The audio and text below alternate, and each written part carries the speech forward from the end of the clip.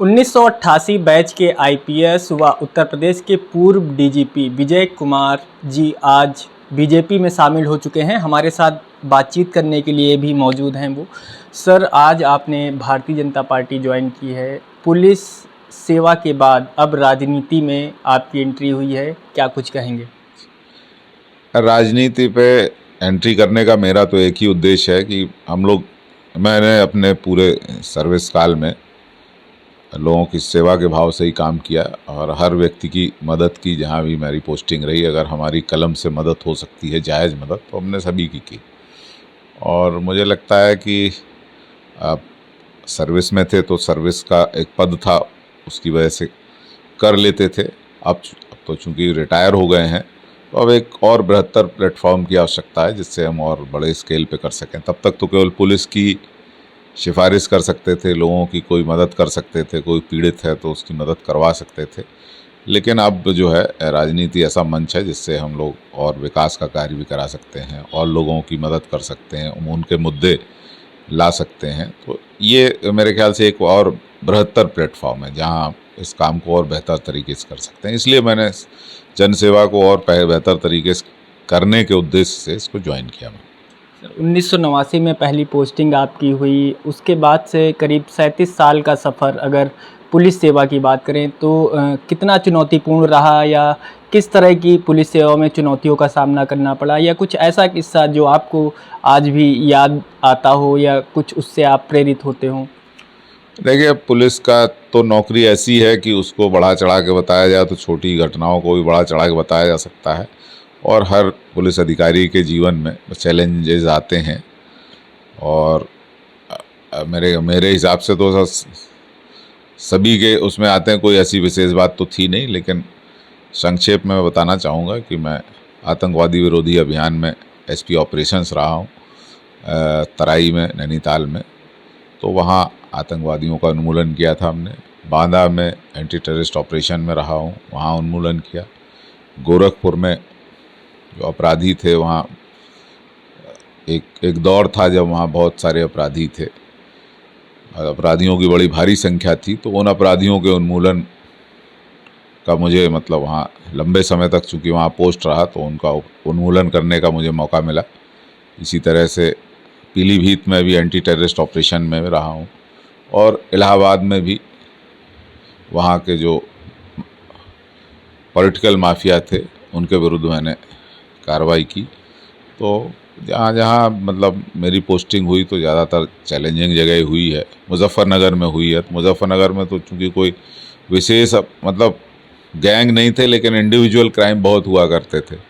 तो उन अपराधियों को भी उनका दमन और उनके विरुद्ध कार्रवाई करने का मुझे मौका मिला। तो मैं चैलेंजिंग पोस्टिंग्स तो बहुत सारी थी, उसमें एक विशेष घटना बताना तो कठिन है, लेकिन आप समझ सकते हैं कि ऐसी जगह जो रहा हो तो रोज़ ही घटनाएं इस तरह की होती थी। उनको बहुत विस्तार से बताने का तो आत्म प्रशंसा हो जाएगी, इसलिए वो मुझे लगता है उचित नहीं है।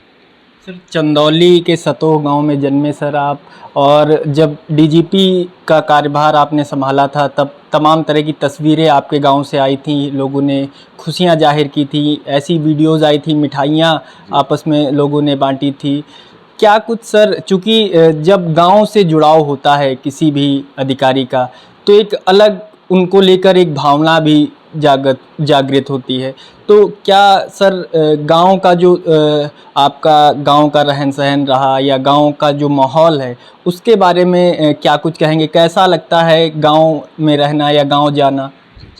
नहीं, मेरा गांव जालौन में है और जालौन के कोंच के पास में, एट के पास में है, सतो नाम का गांव है, चंदौली में नहीं है। तो वहाँ निश्चित रूप से जो गांव के अपने लोग होते हैं जिनके बीच आप पले बड़े होते हैं, तो उनसे जुड़ाव रहना जो है आपको संतुष्टि भी देता है, आपको स्फूर्ति भी देता है और उनके लिए एक प्रेरणा का स्रोत होता है कि उन्हें लगता है कि जैसे गांव में मिठाई बांटी लोगों ने, तो उसके लिए बहुत सारे बच्चों जो अभी एजुकेशन प्राप्त कर रहे होंगे तो उन्हें लगेगा कि हमारे बीच से ऐसा व्यक्ति जो पढ़ लिख के हमारे जैसा था, जो आगे पढ़ के आगे बढ़ा और शीर्ष तक पहुंचा पुलिस विभाग में, तो उनका प्रेरणा मिलती है। तो सबसे बड़ा फ़ायदा उसका होता है। व्यक्तिगत रूप से तो ठीक है, आप जहाँ पले बढ़े हैं उनसे संबंध रखने से आपका आत्मविश्वास भी बढ़ता है, उनका आत्मविश्वास बढ़ता है, आत्मबल मनोबल आपका ऊंचा रहता है।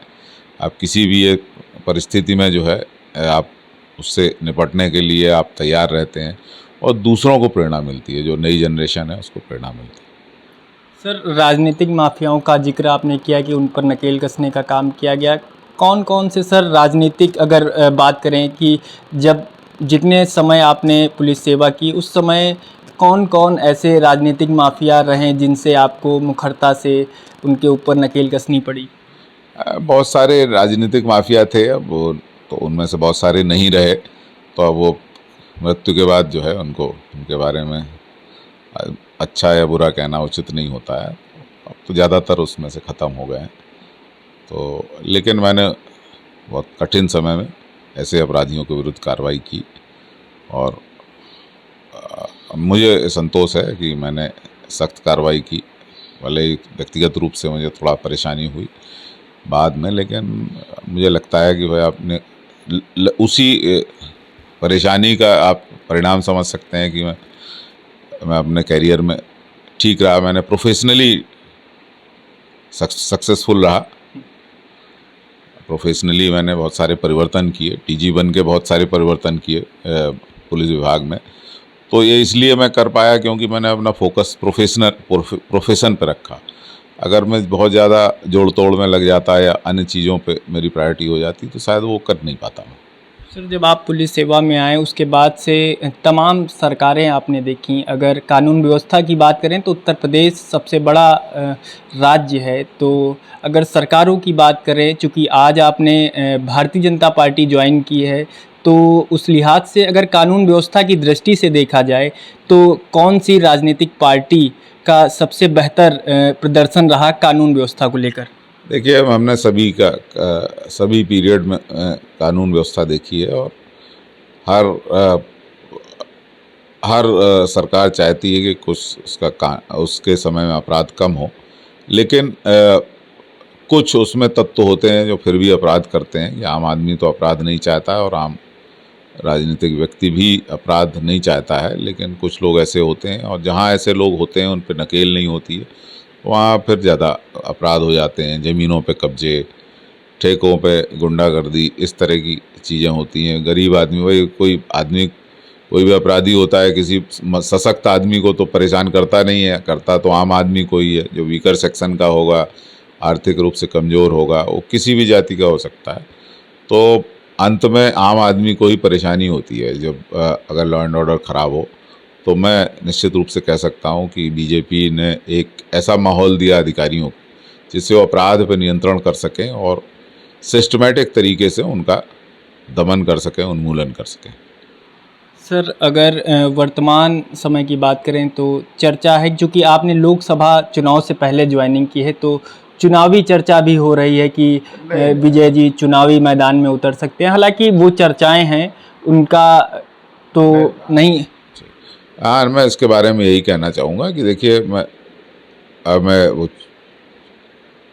मैंने समाज सेवा के भाव से ही मैं आया हूँ, और मैंने अधिकारी के रूप में भी समाज सेवा के भाव से ही मैंने पुलिस का कार्य किया। और पुनः समय, क्योंकि अब मैंने तो शीर्षस्थ पद पे पहुंचा हूं, और निश्चित रूप से अब हमारे करियर का अचीवमेंट, मतलब एक तरह से हम उसकी पीक पे पहुंचे हैं।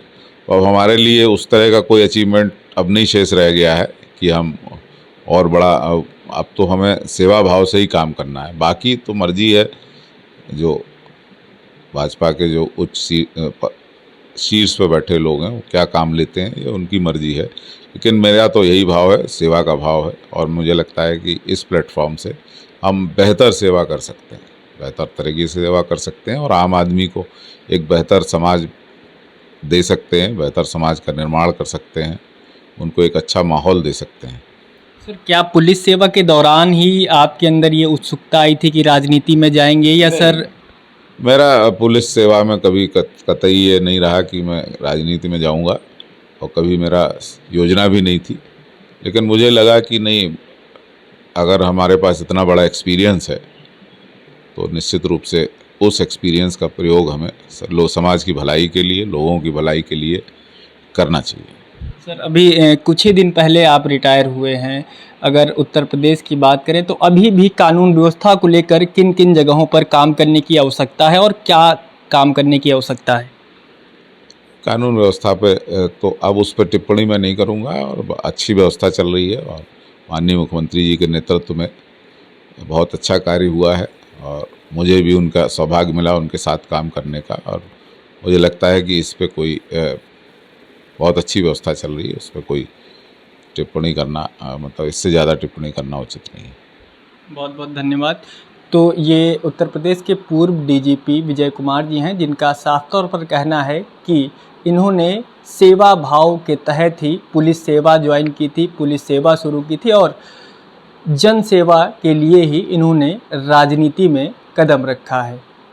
फिलहाल के लिए इतना ही। ज़्यादा जानकारी और खबरों के लिए बने रहें NBT ऑनलाइन के साथ।